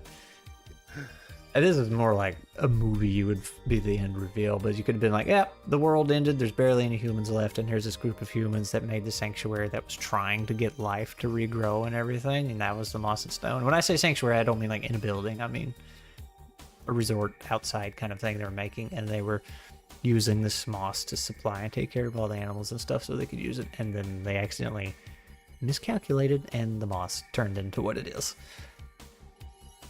But that would be like a big end reveal. I don't think that needs to be set in stone. That's more like something the GM can come up with if they want. Yeah.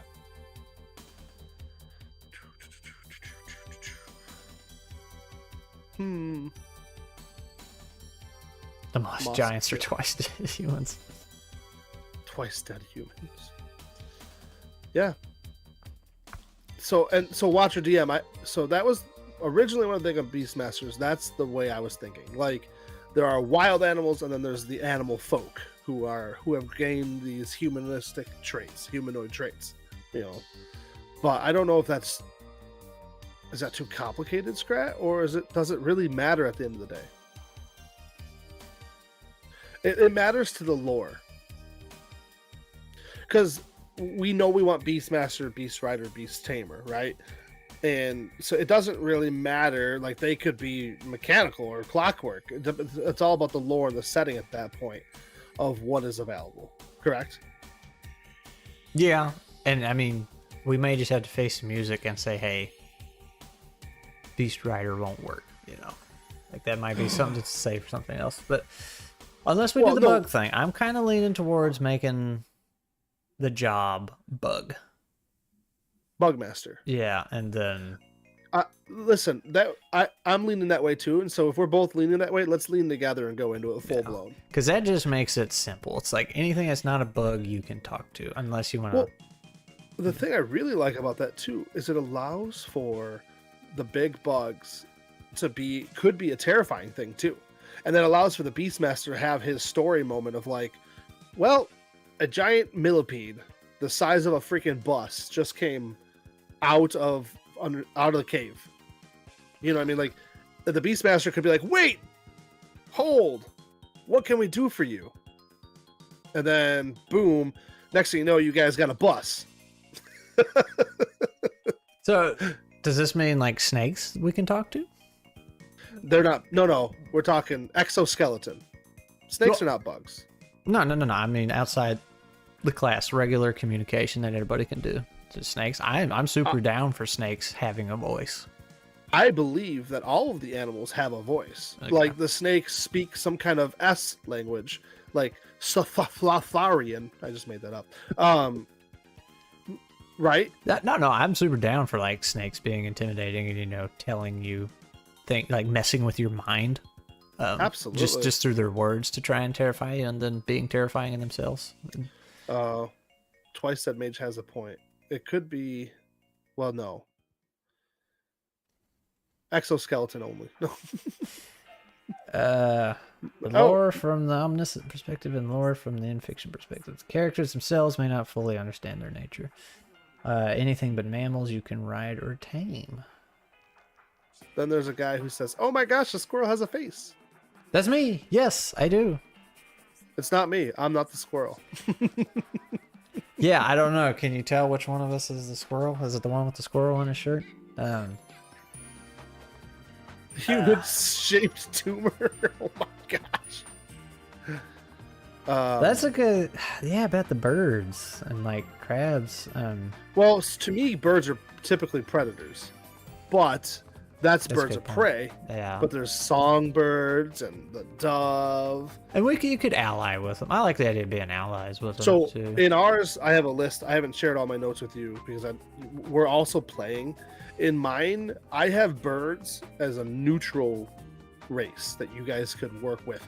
They don't necessarily live overall. They're not living with the folks, you know, the normal, quote unquote, normal mice and all of that.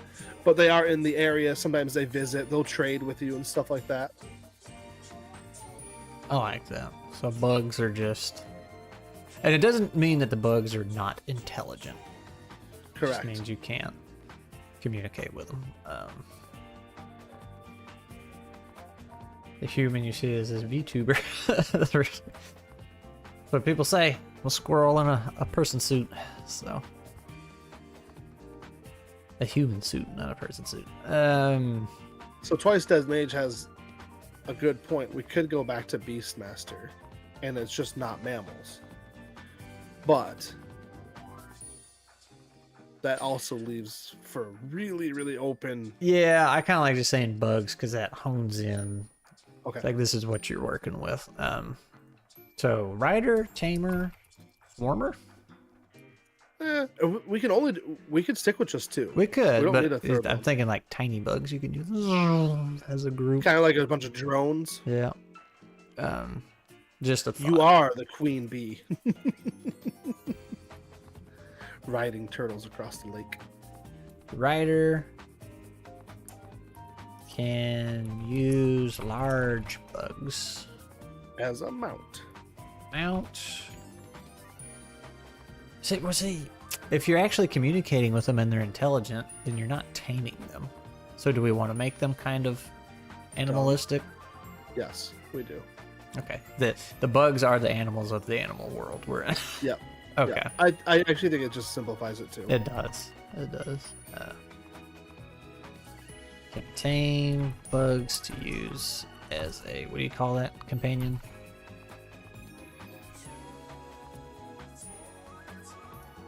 Yes. What does having a mount do for you? And is that different enough? And so, are we going to give them beast aid? Given circumstances, they can convince bugs or bug aid. They can convince bugs to aid you for a limited time. Now, bug friend, so that's going to be the tamer, essentially, right? You can start the game with a bug companion. Your bug is your friend, not your slave. It stays with you as long as you treat it well. And the bug can be up to a medium size and has 1 strike. But the riders get a large one. Has 2 strikes. The difference is I think the tamers does more damage, question mark, because it's trained to attack, where the riders can carry you and just take more damage. They just can't attack. They're just for riding. Yeah. Good I don't call. know what that would do. Yeah. Because like what does that do? If you had inventory limits, you'd be like, oh yeah, I can carry more for you, but riding chickens. Or you could have like boon to melee attacks or something while mounted. Yep. An additional boon. The mounts can take a strike for you. Maybe That's an interesting one. A better predator resist, like a bunch of boons to different things while mounted. Yeah. All right, I feel like we're onto something. Yeah, that felt good. There was a little. Grasshoppers are the chicken of moss and stone. Attack boons while mounted. Predator resistance. Oh, yeah. Oh, you're onto something there, yes, sir. I like that. Movement. The regular Beastmaster in vanilla, they automatically get a boon to melee or ranged weapons. They have to choose. So I wasn't sure but we're giving them the ability to bug speech or bug understanding, right? Mount cannot attack or move on its own. How about that? Yeah. Essentially, you're mounted or not mounted, right? Yep. Now, does that make the Bugmaster extremely weak if they're not on their mount? Well, if you put boon to either melee or ranged, if you put that on there, you're pretty solid. You got an extra boon. And then when you're mounted, when you pick just Bugmaster, you get the ability to speak with bugs or whatever, and then a boon to your weapon of choice, which is pretty good on its own. Just having that free boon and then the stats that come with that, and then now when you're rider and you're mounted, it's like, oh, I am stacking boons now. It's like you could hit really good. The fun thing about that is, as a predator, it could knock you off your mount, making you. So I like the roleplay side of that. And so the reason I ask these questions is I just want to throwing thoughts out there. So I actually love this. This is perfect. And then tamer, that's just a vanilla thing. I'd say they get 2 strikes. One's kind of, unless the swarmers have 1. I don't know what we'll do with the swarmers yet. Yeah, I don't know either. That might be a tomorrow problem, or next time. Next week's problem. Actually, I want to save this because we're at 2 o'clock. Oops, that's not what I wanted to do. What'd you do? Did they change? Save the disk. There we go. I don't know what I was doing. All right. Hey, we got a lot done today, though. We nailed down our predator system. We did. We got to thank Twice Dead Mage for Twice Dead Swamp. There we go. We're gonna make this bigger. Everybody hey, knows. Watcher DM, thanks for being here, bud. Yep. Back. Have a good night, bud. Appreciate you coming by. I think we're gonna wrap up because, like I said, it's 2 o'clock. I don't want to keep Jacob too long. It's 3 o'clock. Yeah, it's 2 o'clock in the real world. Hey, Scrap, I'm having fun. Good. Thanks for doing this with me, man. That's what it was supposed to be. Well, it's making sure we can work together, and that seems to be going all right. But just all right. He's only fired me 3 times now. 3 or 4 times. Yeah. I'm just saying, so one of us is putting a lot more notes in the notebook than the other. Just so you know, so put that out there. That's okay. No, so now it's out in the open. We gotta clear this up here, right? Is that you saying that I need to do more? No, I'm just giving you grief. All right.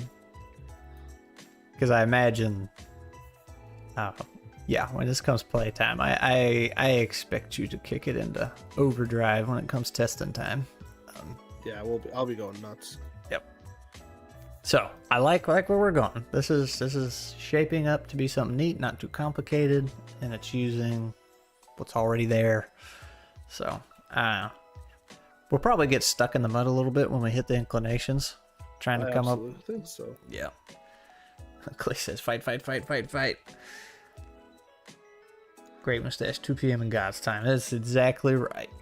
All right, so I got a little off track. Here we are So with this God's time nonsense. this weekend, DM Scotty, we're gonna be playing with him on a Squirrel Plays, 8 p.m. Central Standard Time, Saturday evening. It's gonna be a good time. Jacob's running the game. Scotty's gonna be a player in his own game, his new horror playset. This one I feel like is going to be more horror than Dreadborn Hunters. Absolutely. Yeah. So Jacob's probably going to kill a couple of us. I plan on it. He told Well, us. no, I don't plan on it. I leave it for the dice. He did tell us to make additional backup characters. I so- said have a backup one ready just in case. just in case. So I gotta go make some characters. I gotta read that and get her done. And you keep asking everybody what their favorite color is. Yeah, that's just for the token. Oh, okay. Nothing too crazy. That was some I just color like- monster. Nah. It sucks the color from you.